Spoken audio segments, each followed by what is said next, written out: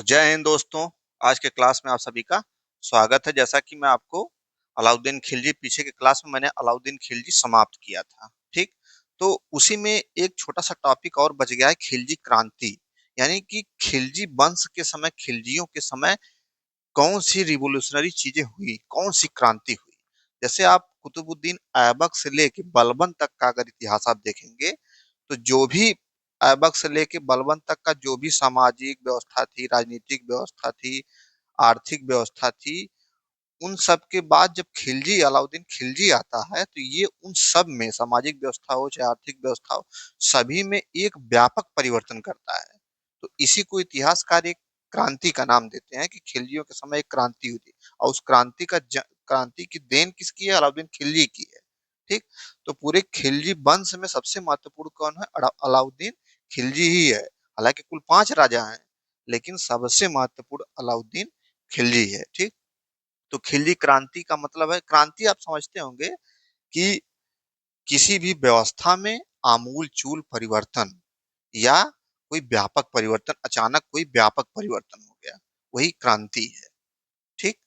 तो खिलजी क्रांति यानी कि खिलजियों के समय व्यवस्थाओं में जो परिवर्तन हुआ, आमूल चूल परिवर्तन हुआ, उसके बारे में हम पढ़ेंगे। क्यों खिलजी क्रांति कहा जाता है, आइए हम इसका कारण देखते हैं क्या है ये। जैसे खिलजी क्रांति मैंने लिखा है, इस दौरान भारत के सामाजिक क्षेत्र, आर्थिक क्षेत्र और राजनैतिक क्षेत्र में मूलभूत परिवर्तन या आमूल चूल परिवर्तन हुआ। यानी कि चाहे वो सामाजिक क्षेत्र हो, चाहे आर्थिक क्षेत्र हो, चाहे राजनीतिक क्षेत्र हो, सभी क्षेत्रों में अलाउद्दीन खिलजी ने व्यापक परिवर्तन किए।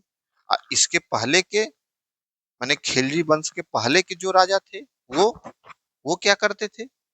ऐबक से लेके बलबन तक वो सब एक परंपरा के हिसाब से धीरे धीरे अपना करते हैं, लेकिन ये व्यापक परिवर्तन इसने किया, एक आमूल चूल परिवर्तन किया। इसलिए इसको क्रांति का नाम दिया जाता है, खिलजी वंश को क्रांति का नाम दिया, एक रिवोल्यूशनरी।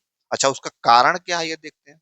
कारण ये है, पहली बार निम्न जाति के तुर्क का शासन। अच्छा, तुर्कों की कुल 60 से अधिक जातियां थी।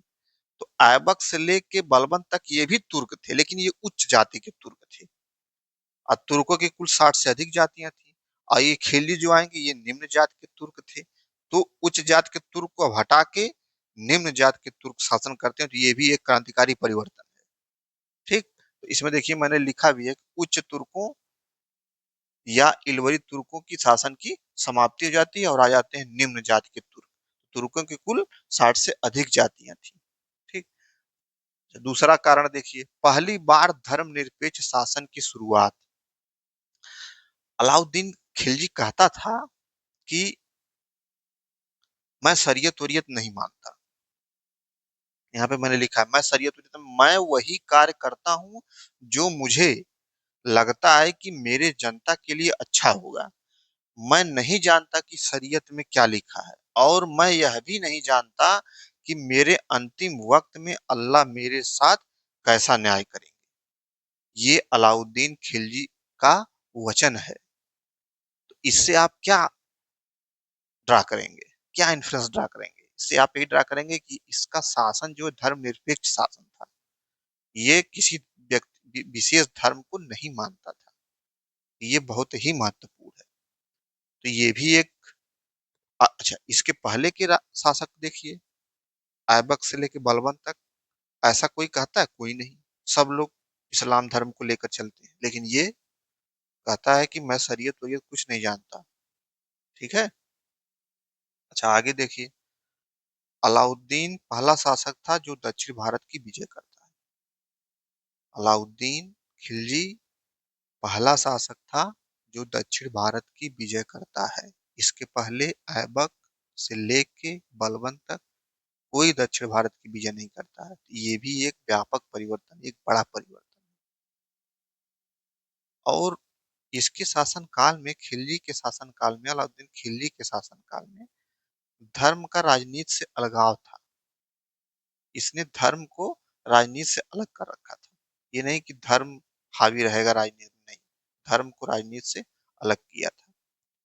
इसके शासन काल में जो नियुक्तियां होती थी उसमें पारदर्शिता थी। ये नहीं कि किसी विशेष धर्म को लाभ दिया जाए, ऐसा कुछ नहीं। तो इसीलिए इसको धर्मनिरपेक्ष शासन कहा जाता है। इन सारी चीजों को आप देखेंगे तो ये एक व्यापक परिवर्तन है। इसीलिए इतिहासकार इसको खिलजी क्रांति का नाम दे देते हैं। ठीक है, तो ये हुई खिलजी क्रांति, बहुत ही महत्वपूर्ण है।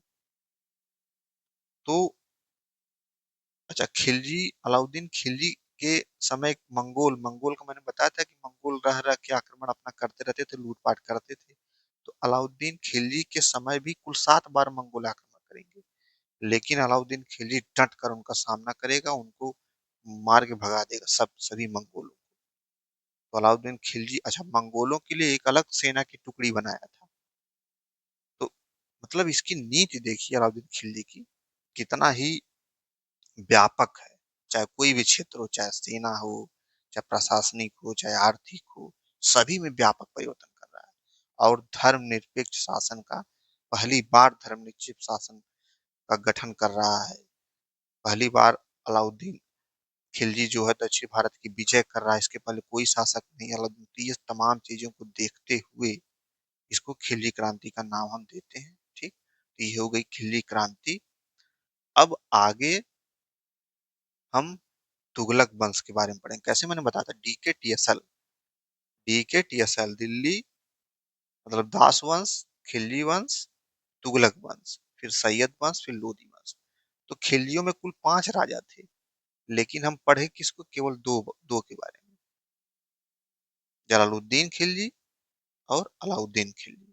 मुबारक शाह खिलजी के बारे में कुछ विशेष नहीं है, दो और हैं, उनके बारे में कोई विशेष, कोई महत्वपूर्ण नहीं है। अभी नहीं कि माँ कसम खा के मैं सारे राजाओं के बारे में पढ़ रहा हूँ, कोई कोई फायदा नहीं होगा आपको। ठीक, सबसे ज्यादा फोकस आप करिए किस पे, अलाउद्दीन खिलजी पे सबसे ज्यादा फोकस करिए, बहुत ही महत्वपूर्ण। ठीक, तो अगला आप हम लोगों का चालू क्या होगा, तुगलक वंश। ठीक, तो मिलते हैं आपसे अगले लेक्चर में। थैंक